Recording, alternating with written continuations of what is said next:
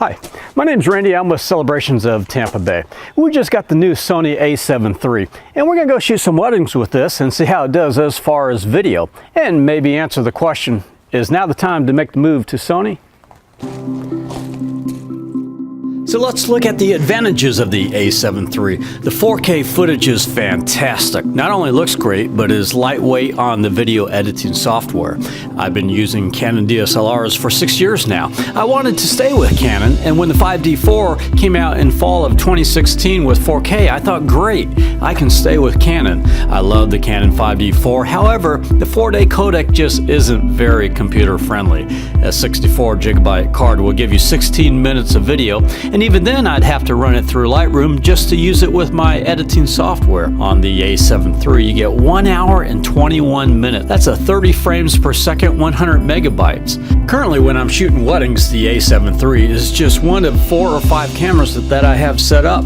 Weddings, I'm not usually shooting in 4K other than the drone footage, so I figured I would probably just have the A7 III shoot HD. But the 4K footage is so easy on computer and looks great, I just go ahead and shoot in 4K anyways with the Sony, and that way I can grab a high resolution photo from the video. The Eye Piece Viewfinder is excellent. With the Canon DSLRs, I would have to use a Zacuto viewfinder to pop over the LCD screen because there was no way to see that little Canon eyepiece. Not so with the A7 III. It has a great little dioptic dial that allows you to perfectly set it for your eyes, and the Eye Piece Viewfinder is super clear and easy to see my settings. Another advantage is the customizable buttons. So I hear everyone complaining about the Sony menu. Yeah, granted, it's not as simple as the Canon menus, but it doesn't matter. Overall, it's much simpler for me using the Sony because I don't have to go into the menu nearly as much as I do with the Canon, because I can program every button and dial to all the functions that I use most. There are 13 total customizable buttons and dials. And that brings me to the first tip for videographers.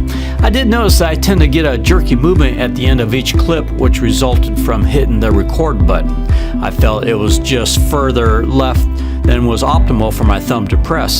So I programmed the AF on button to be a record button, as well as being in a better spot.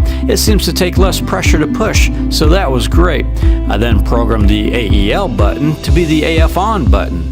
I find now that I get less jerky movements pushing the record on and off. Last but probably most important, the picture quality is awesome. Using the 35mm f1.8 lens, the camera dealt with backlighting as good as any camera I've used. Picture quality amazing. I was shooting the Canon 5D4 with a 24-105, and at the same time using the A7 III with a 35mm 1.8 Sony lens, and the Sony handled the backlighting so much better where I didn't have to blow out the background nearly as much. Now, for something I don't think is so great is the in-camera stabilization. One of the reasons I chose to go to this camera was because of the 5-axis stabilization, but I didn't find it to be very effective at all. It doesn't work at all with the Canon lenses using the metabones adapter, and even with the 2 Sony optical stabilized lenses that I have, I just didn't see much of a difference using the in-camera stabilization. Now, maybe with the G-Lens 24-105, it will be much better. If any of you have experience with the Sony 24-105, let me know what you think about image quality and how good its optical stabilization is. The camera, however, because of its size and lightweight, is ideal for a gimbal stabilizer like the Zhiyun. The camera is so lightweight that I don't even have to balance my Zhiyun perfectly. It will still hold it steady.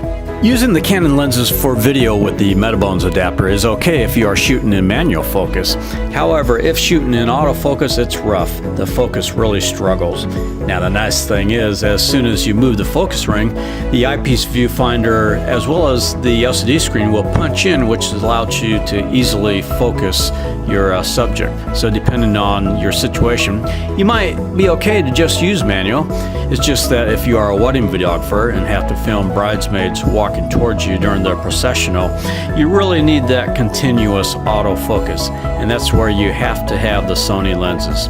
Also, the in-camera stabilization doesn't work at all with the Canon lenses, at least with the metabones adapter.